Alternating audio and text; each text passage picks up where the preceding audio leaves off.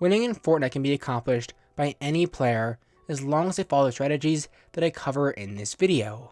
My name is Stormranger, and on the channel I show you how to win in Fortnite, get better at it quickly, and improve at all sorts of Fortnite related things, so be sure to subscribe with notifications on so you don't miss out on anything, and help me get to my goal of 20,000 subscribers. That would help me out a ton. Anyway, I really don't want this video to be some clickbaity thing. I'm honestly trying my best here to give you all a well-made and helpful guide on how to improve at and win in Fortnite. I know in the past, other YouTubers who have made videos on topics like these have been dishonest or have lied to their viewers, but I don't do YouTube full time and I'm only making this video for fun and to help you all out, so I really hope that you like it. And if you follow the strategies that I cover in this video, depending on how many games you play, theoretically speaking, it is possible to win every game. So before I get into the main strategy of this video, I think that it is vital that I cover a few ways to improve at Fortnite. Because, major spoiler alert, to win a game, you need to know how to play Fortnite. Anyway, I'll try to be quick here since I made a full video just a few weeks ago on this very topic, which you can quickly watch by clicking here. So whether you were just starting out or been playing Fortnite for years, both Team Rumble and Creative are amazing ways of improving at the game. And this is because these game modes are phenomenal for getting into as many fights as possible. Within solos, duos, or squads, you are often going several minutes without getting in fights. And then if you lose a fight, you'll need to go through the hassle of joining another game and then getting more loot. But in a game mode like Team Rumble, since you can respawn with all of your loot when you die, you can easily get into 20 plus fights within a 10 to 15 minute match. And in case you are concerned on your win to loss ratio, don't worry, it is not affected by Team Rumble. But even better than that is Creative. Because in Creative, you can get into more fights even quicker that are centered around specific types of fights. I know what I said there doesn't really make any sense, so let me just give you an example. Recently I've been playing box fights in Creative with some of my friends. Because there is no looting aspect in the game mode, and we spawn with a preset inventory, the majority of our time was spent either fighting or building. And then within only about 30 minutes of playing the game mode, I improved a ton. And because the game mode was centered around box fights, the next time that I entered a box fight within an actual game, I was very comfortable with the situation and won the fight. However, box fights are only one example of a fight that someone can play in Creative. There are maps built around just about any type of fight that you can imagine, and then if you can't find one, you can always create one yourself. Now, obviously to do this method, you will need people to play with, which you are able to find randomly through the lobby, but if you want to find someone of equal or greater skill to play with, like always, feel free to make friends down in the comments. And like I always do, I'll be hearting all the comments that I see of those who are looking for friends to play with. Anyway, really quickly, a few other ways of improving at Fortnite can be through watching professional players play and taking notes on what makes them good, along with reflecting on your mistakes when you die in a game to be sure that you don't repeat them. However, if you focus on improving within only a matter of a few hours by following strategies listed above, you will be shocked on how much better you become. Alright, so now you are ready to head into a game, we can go over the best strategy to win. Though note, as I when I'm making this video, Fortnite still has skill-based matchmaking. This means that when you are just starting out, you'll be going against a bunch of other players who are also just starting out. So if you use the strategies that I listed before to become decent at the game, before jumping into your first match, you should immediately have an advantage against your opponents, making your first win a breeze. And then as you continue to win, the players you play against become better and better. So be sure to keep in mind that skill-based matchmaking make your first win or so relatively easy, but then after that, wins will get harder and harder to get. So you are on the home screen and are considering which game mode to go into. Should you do solos, duos, or squads? Personally, I never play Fortnite by myself. It's simply frustrating. As you can tell from the background footage of most of my videos, I always am playing with a friend. However, I also find duos easier. In solos, one mistake and the game is over, but in duos, you have a teammate who can revive you, or if you die, get your reboot card and reboot you. And if you have a strong duo partner, your team will have an advantage since many opposing duos do not work well together.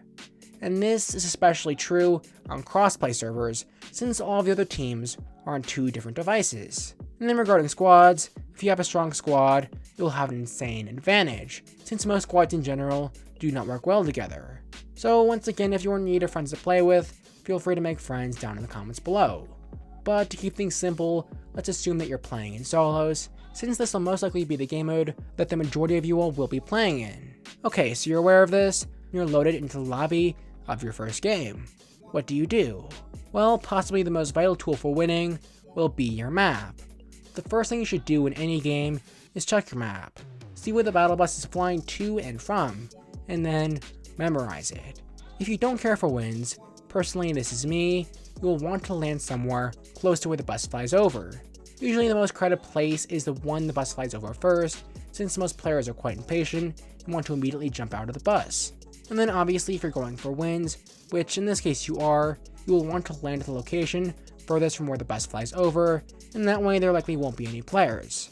Though know that with skill-based matchmaking, which places are the most crowded will change. What I've noticed is that as players get better and better in your servers, less people will go to the locations that the bus flies directly over, and then more people go to locations that are medium distances from the bus. And then as you go into even more difficult servers, people will be landing more frequently at places that are further and further from the bus.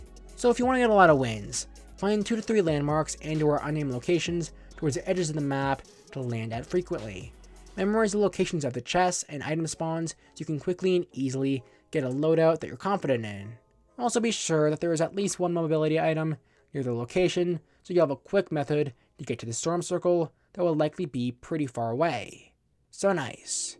You have a good loadout, hopefully farm some materials, and now need to rotate into the storm circle. Where do you go? Well, this is the part where you question how serious you are about winning. Because to win, you must stay alive. And to stay alive, you need to not lose fights.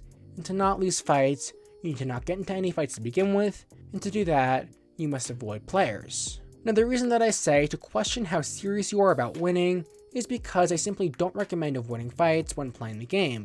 It's just boring, and in my opinion, a win means nothing if you don't kill any players. Unless you are Optic Courage, and Mr. Beast will give you $70,000 if you win. But if that is the case, and you absolutely must win the game, then avoid players at all costs. And to do that, you must refer to the rotations in the storm circle. Remember how I told you to memorize where the bus flies over? You also remember how I spent a solid minute talking about which locations tend to be the most crowded? Well, using this information, you can make a rough approximation of where everyone is on the map. And then by looking at where the storm circle is, you'll be able to figure out which side of the storm circle each player will end up on. Using this information, simply avoid the most crowded parts of the storm circle, and instead head to the most isolated parts. Avoid named locations, and avoid being in the center of the circle. It's that simple. Though one thing you should keep in mind is that as you get into better lobbies, the people who you are playing against will also be paying attention to the rotations, and may too be heading towards the most isolated parts of the map. This causes for the supposed safest parts of the circle to become the most crowded.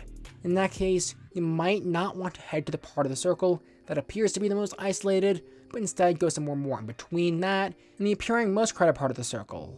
However, this is likely something that you will not need to be concerned about, and this only seems to occur in competitive games, or when the majority of the players don't have too far to rotate to the storm circle.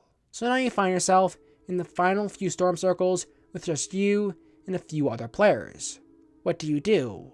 Well, assuming that you previously practiced situations like this in creative game modes like Zone Wars, the very first thing to do is position yourself to where you have control of a situation while at the same time remaining safe. What I mean by this is a position where you are not vulnerable and are out in the open while not being pushed by any other players. While it is ideal to make your position unknown to the opposing players, this is often difficult and requires having natural high ground. So in most cases, you must instead build a 3-story high 1x1.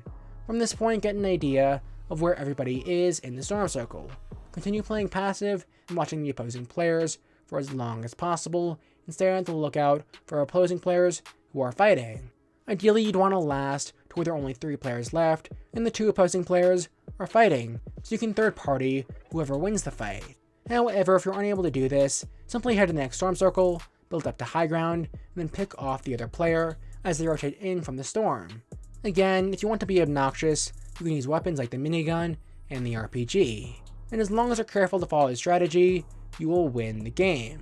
Now if you enjoyed this video, want to get better at Fortnite, complete your challenges fast, and improve at all of the Fortnite things, you can start now by subscribing and clicking the bell so you don't miss out on anything, and help me get to my goal of 20,000 subscribers by clicking here.